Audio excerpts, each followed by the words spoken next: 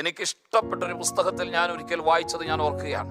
India Pentecost ദൈവസഭയുടെ പ്രാരംഭ നേതാക്കളിൽ ഏറ്റവും പ്രധാനി എന്ന് നമ്മൾ വിളിക്കുന്ന പാസ്റ്റർ കെ എബ്രഹാമിന്റെ അനുഗ്രഹിക്കപ്പെട്ടൊരു ജീവചരിത്ര ഗ്രന്ഥമുണ്ട്. നിങ്ങളത് വായിച്ചിട്ടില്ലെങ്കിൽ വായിക്കണം. യേശുക്രിസ്തുവിന്റെ എളിയദാസൻ അഥവാ പാസ്റ്റർ കെ എബ്രഹാം എന്ന് പറഞ്ഞൊരു പുസ്തകം. അത് വായിക്കുമ്പോഴൊക്കെ കണ്ണുനീരണിയാതെ എനിക്കത് വായിച്ചു തീർക്കാൻ കഴിഞ്ഞിട്ടില്ല. താൻ ചെറുപ്പത്തിലായിരുന്നപ്പോൾ അന്ന് അദ്ദേഹത്തെ വീട്ടുകാർ വിളിക്കുന്നത് കൊച്ചുണ്ണുണ്ണി എന്നാ. ഉണ്ണുണ്ണി. തൻ്റെ പിതാവും ജ്യേഷ്ഠന്മാരും ഒക്കെ കൃഷിക്കാരാ.